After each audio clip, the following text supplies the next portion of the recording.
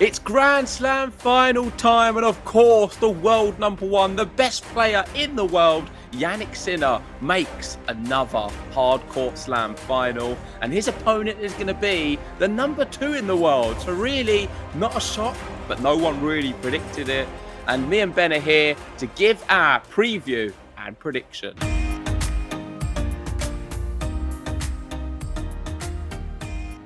It's time! Australian Open final time, the first Grand Slam final of the year. I can't wait for this one. And it seemed all so obvious, didn't it, JG? It's the number one seed versus the number two seed, just how the draws are supposed to work. But they got there.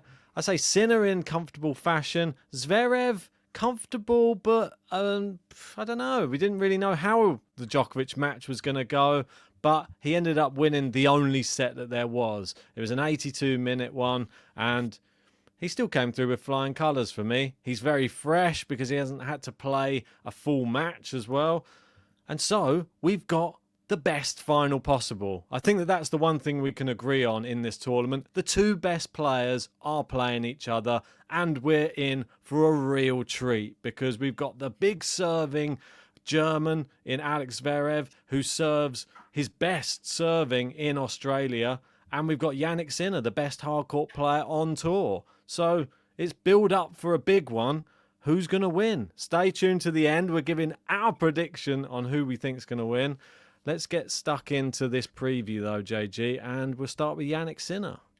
Yeah, if I'm being totally honest with Jannik Sinner, his draw has been relatively fortunate. He's managed to get all the way to the final without having to play Alcaraz, Djokovic, Medvedev, or Zverev. Of course, Zverev's now going to be in the final, but he's avoided all of them players until this point. And you can't say that's the same for Zverev, but a little bit lucky, in a way, the fact that he come against a Djokovic who was spent. He was struggling. Alcaraz killed him off from the round before, and Djokovic had nothing left to give. The only real encouraging thing here going into this final, because looking at the odds is very bleak reading, and looking at how Sinner's been playing, as much as this world number one versus world number two, I think there's a bigger gap than that. And I think Sinner's that much better than him that not many people are really looking past the free love result. However, the one thing I would say is the last time, so Sinner's won 20 hardcourt matches in a row, and the time he lost was against Zverev. So at the US Open, I believe, was it last year? No, it must have been the year before. So Jannik Sinner's on a 20-match winning streak on hard courts in Grand Slams. The last person to beat him was Alex Zverev at the 2023 US Open. Yeah, I mean, incredible statistic. Thank you for that one. And 20 matches. The second youngest player in the Open era to win that number of matches. And it says older only than John McEnroe. Old Johnny Mac in 1981. It's going back a bit. And there you go, 22 years, 197 days. And then the person after him, Novak Djokovic. There you go. The guy who's just gone out. And then Roger Federer and Andre Agassi on this list as well. Illustrious list. And I think that this is the one thing that we're seeing from Jannik Sinner. I know that we saw Alcaraz putting a few records in here and there, but I feel that Jannik Sinner's ones, he seems to be setting a few more. And he looks like he can extend records, I would say, with his style of play, probably more than Alcaraz can. The one that Alcaraz has on him at the moment... Maybe recency bias, though, Ben. It could be a tad of recency. Yeah, the one that Alcaraz has on him, though, which I'm really interested for this year, is Wimbledon. Because Alcaraz has won back-to-back Wimbledon titles. Can he win 3 Wimbledons in a row? Is he going to become the new Roger Federer, let's say? I mean, it's a bit insane the way everything's turned around between Alcaraz and Sinner. But he's a hardcourt king, and no one can argue with it. He's dominant. I mean, he's only dropped, 2 sets in the route, and they weren't really to people who I'd expect him to drop them to. The Runa one, I think, would have been straight sets, if I'm honest, if he wasn't sick. The Schoolcake one was an anomaly. I think that was the second match of the tournament. Came up against an Aussie who thought, I'm going to give it a go here in the first set. And he took a set from Sinner. I mean, it shows you can do it. But it wasn't like a ever or concern. I mean, he had him at arm's reach the whole time. Look Yeah. what happened in the sort of third and fourth set, 6-1, 6-3. Yeah. Super dominant. The Rune one is fascinating because it was the only time in this tournament where there was people questioning, okay, Sinner might lose. And I don't think that was coming from the way he was playing. Rune was playing excellent, and it was a very good competitive match. I think Rune does raise his level when he plays the very best. He Yeah. seems to struggle to get up for it and motivated for lower ranked opposition. He has this ego, I feel, that he wants to be able to say, yeah, I can play with him. I can play with anyone. He wants to be considered one of the best. It's a bit of an ego with Rune, but there was times in the match with Sinner where potentially I wasn't sure if Sinner was going to win. I still fancied him, but when he was when he was shaking on the chair, sick, had to go off court for 11 minutes or so. It wasn't looking great for him. He was fortunate. After that, he steadied the ship, and what he did to de Minaur just reassured me that was just maybe a bit of heat stroke on the day, and there's nothing more sinister, nothing too sinister about what he had. No. On that basis, he's come into this final. I don't think either him or Zverev have any physical concerns at all. None. I feel the Shelton match wouldn't have taken loads out of him. And I think we should just see a really good competitive match. You've got to remember, with Zverev, he's not bad in slams. He's not bad at the start of them either. He's more than happy to take 2 sets at the beginning and then crumble away. And Sinner has shown last year that he doesn't mind giving away 2 sets and then coming back. That's what he did against Medvedev. So it could be a vibe like that. Well, I think the one thing to note in the Holger Rune match as well, I think Sinner was very fortunate, and he even admitted it himself that he was fortunate, that the net broke during the match, and it gave him an opportunity to actually go off court for a long period of time and actually get better and come back to the court. Bear in mind, Holger Rune just won the second set. He was looking like he was the one who was going to take on the third set and maybe take it to Sinner. That long break helped Jannik Sinner. And he admits it. He said, yeah, I got lucky. What can I do? Someone up above's looking down on me and saw me shaking on a chair and made the net break, and then I've gone off court. Maybe it was Daniil Medvedev. The god Daniil has helped out. How weird is that the person who completely destroyed his self-belief, I think, after that final, it's probably the last person he wanted to help out at the Australian Open was Jannik Sinner after what he did to him in the final last year. But he's gone and done it. And yeah, I thought Shelton played fantastically in the first set in the match that he played against Sinner, but you can't just play well for one set, and he didn't even win the set. So it didn't. that's what sort of sums up Jannik Sinner's route. Really, you can play well against him, but you actually have to get more than a set. I mean, he's only dropped a set to a couple of people. Other than that, hasn't really looked too perturbed. And I'd say the same for Zverev. Coming down, only Ugo Humbert and Tommy Paul. But even though they won sets, you saw the set afterwards. It's similar to Sinner. It's a domination. To lose a set 6-2 and then to beat them 6-1 in the next set, Tommy Paul probably thought, I thought I was actually coming back then. No, I guess not. The Paul one's close, though, Ben, because the 2 tie breaks, as much as Zverev won both them tie breaks, I think, what was it, 1 and 0? Well, he was down a break in both sets as well, you got to remember. Yeah, it was close, them 2 sets. So they could have gone the other way. And if you're Tommy Paul, you're sitting at home thinking, damn, if only I won that match, he could have been in a final here, because anyone who would have won that match, Djokovic would have probably struggled against with his physicality. You never know. He might have tried to put it in a bit more of an effort. Yeah, but I think Tommy Paul's good enough to have beaten this unwell, injured Djokovic.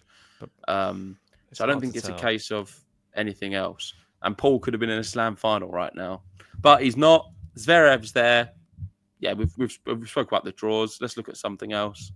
Yeah, well, Zverev's there, like you just said, and this is his third Grand Slam final, US Open 2020. He was pretty much Dominic Thiem, the winner, but then didn't win it. and Dominic Thiem grabbed it off him.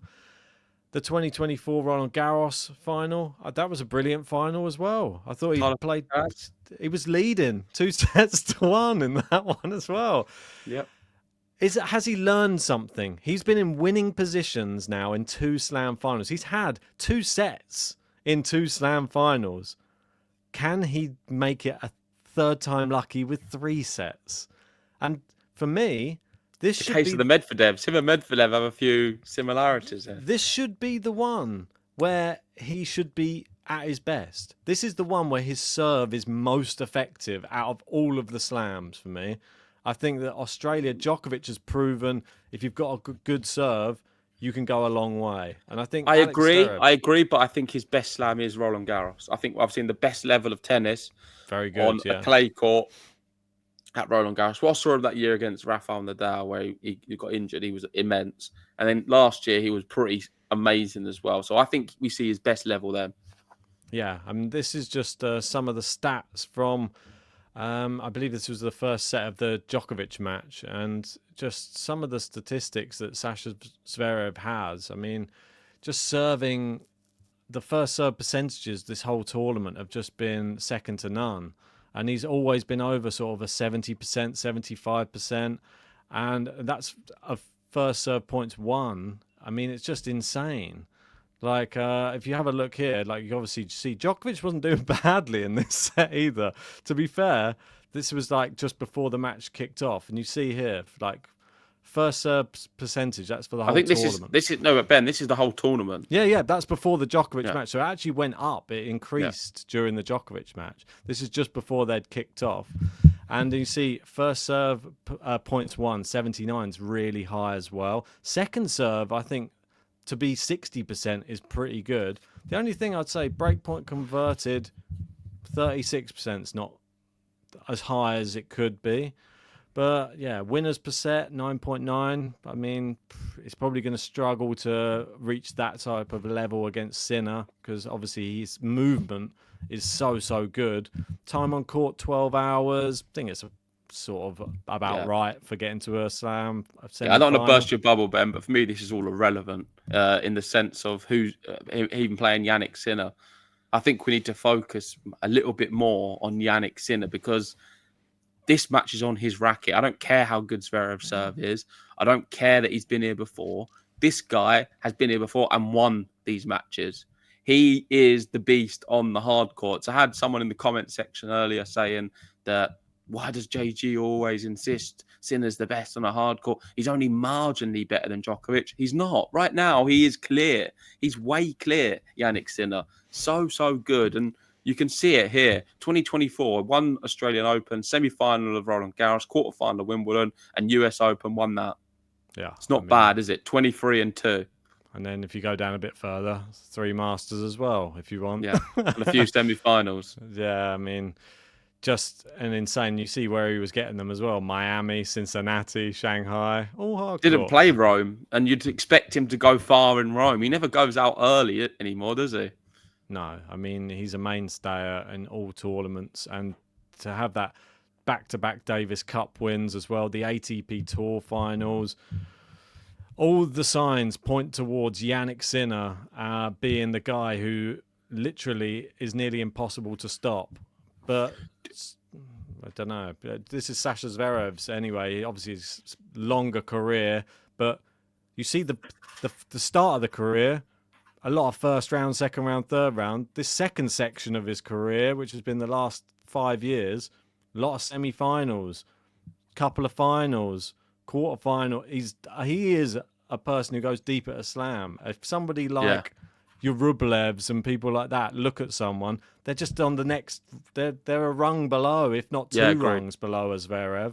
Like he's right up there with your Medvedevs, and I'd say even just below, like your Alcarazes. But he just needs to win a slam. Once he's got that one off his back, maybe more will follow. Yeah, and Djokovic is going to be supporting him heavy in this one. He's already said it a few times. He has. My question to you is about Sinner and the potential ban, what's looming over his head. We don't know if he's going to be missing from the tour for a period of time this year. Do you think any of that's going to play any impact on his first slam of 2025? Do you think it could make him a little bit more nervous, knowing the fact that this could be his last shot of a slam in 2025? Because there's no guarantee he's going to be playing Wimbledon or Roland Garros with the way that the timings are. So, yeah, I wondered, what do you think about that? I don't think it's going to affect him in the slightest. I feel that right now he is supremely confident in his ability on a tennis court. He looks unflappable at moments, and I don't think there's anything that goes on off court that he takes onto the court anymore. If there was in the past, then you saw it. He did used to get affected by some like mental breaks that he'd have during matches. Now he seems to be just fully focused, almost like he's in a different zone when he goes onto a tennis court. Now the outside world doesn't exist. Now I'm just Jannik Sinner, the world #1 tennis player. And I'm going to behave like that. And this is all that I am. I'm nothing else. I'm just this entity that wins tennis matches and tournaments. And then he separates from that and becomes this fun, friendly, nice guy who just has the ginger hair and fun and just, yeah, I mean, he's a nice guy off court, speaks a load of languages and people can relate to him. But yeah, on the tennis court, he's a beast now. He's completely changed. Yeah, no, I agree. These are the odds anyway. I'll bring them up for you just to have a look at, just in case you're wondering. Are you surprised by this a little bit, or is it No, I think that's fair. I think that's good value. I think it's fair. If anything, I think the value's on Zverev because I feel it's going to be closer than what these odds present. I think Zverev is just a very good player where he can take some sets here, but I just don't know if he can take it over the line. The most common, look, you can see there by the set betting, what people are expecting, like I said at the start of the video is Jannik Sinner, 3-love. That is the favourite scoreline. Beyond that, it's then 3.75 for Sinner in 4. Yeah.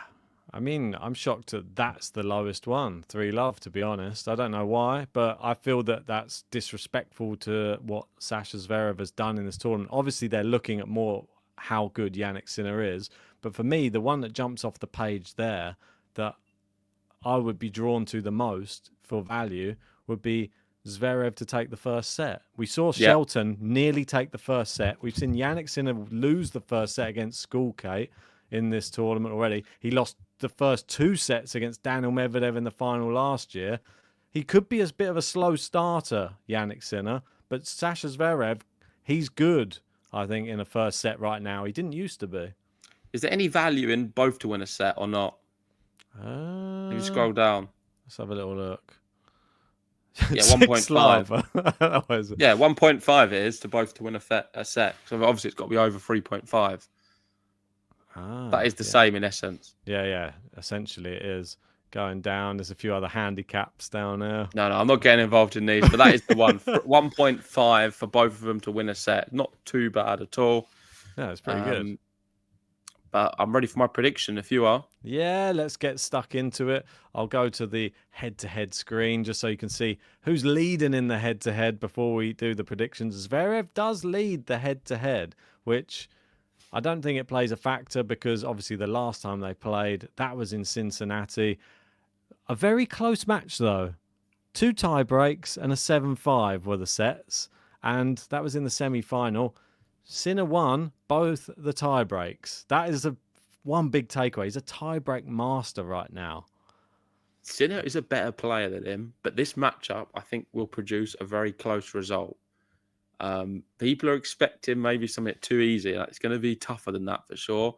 Like I said, he's won 20 matches on hard court in a slam in a row. The last person to beat him was Zverev at the US Open. So moving on to the prediction, the way I see this one going is I see Zverev to be in a position. I don't know if he's going to win the first set or not, but it's definitely likely with my prediction because I see him 2 sets to 1 up.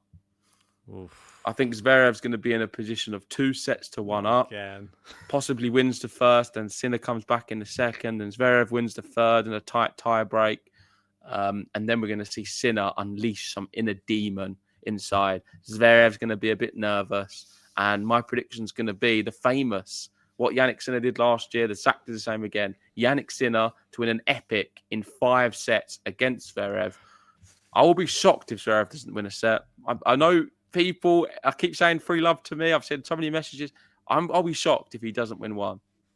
I don't know. Is he going to become the next Daniil? Can he lose another 5-set final? I mean, it's going to be brutal if that is the case for Sasha Zverev. I mean, he just came off the back of that Roland Garros one last year. He came off the back of the other one in the 2020 when he was pretty much there in 2020. Yeah. Should have got that one, but Dominic Thiem just nicked it off him. I think it's going to be super close. I think that these two are definitely the best 2 players in the tournament. I've said it already.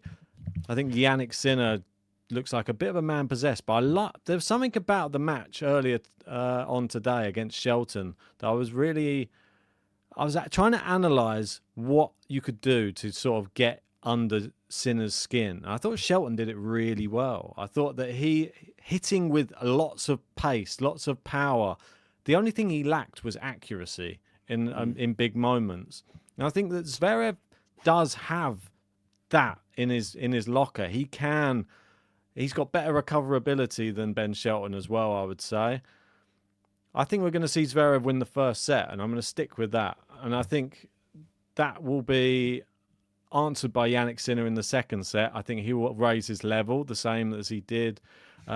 Even though he won the first set against Shelton, I think he does it again against Zverev. I think Zverev then wins a tie-break, and this is going to be a really, really pivotal third set. A tie-break that goes, and we're going to be talking like a 14-12. This is in the third set? Third set tie-break. And that's what I've gone for. Yeah, I think Zverev's going to win this, but it's going to be 14-12, and you're going to see 14-12. Yeah, it's going to be I've like got a third set tiebreak. Why are you stealing my prediction? No, I have a feeling that's what it's going to be, and that's going to be the moment that's going to be the realization for Sasha Zverev that I can actually do this. I've just beaten him in a tiebreak, and Sinner is the tiebreak master. He beat me in 2 tiebreaks in Cincinnati. I've got the tiebreak, and I think Sasha Zverev is then going to go on in that 4th set. He doesn't want to let it go to 5, and he's going to defeat Jannik Sinner in 4 sets. Wow! So you've gone with my narrative up until a point, and then just driven off a cliff. Yeah, it's like you're coming out round the mountain, nice, like it's all smooth. Then like I'm just off the cliff. But yeah, it's not wild. I think Zverev. It's going to be a really good match. It's going to be a tight one. Very close, and I think. They're both excellent tennis players, and it's crazy. Zverev is the greatest player to ever live who's not won a Grand Slam. Yeah, you can throw me some examples on Ferrer or whoever you want to say. For me, Zverev is the best player who's never won a Grand Slam. Let's see if that changes in a matter of a few days. Yeah, I mean, what's he got? Like 26 titles to his name. I don't think many people have that many titles without having a Grand Slam amongst them. There you go. Tell us your prediction in that comment section. I want to know everybody's prediction for this final. Are you thinking Zverev can win his first ever slam? Or do you think this is just business as usual? Jannik Sinner, the hardcourt king, and he gets back-to-back Australian Open titles. Yeah, no surprises. Ben, the big Djokovic fan, going for Sasha Zverev because he's worried about Jannik Sinner and what he can do in the future. Is he going to be someone who goes for 20-plus slams? Ben feels threatened, clearly. He's gone for Zverev. Let us know what you've gone for in the comment section below. But if you haven't already, hit the like button, subscribe if you're new. We're getting very close to our new target of subscribers. So please hit that button, and hopefully, by the time I wake up tomorrow, we've achieved it. If not, I'll still be here asking again next week. Thanks for watching. See you soon. Auf Wiedersehen.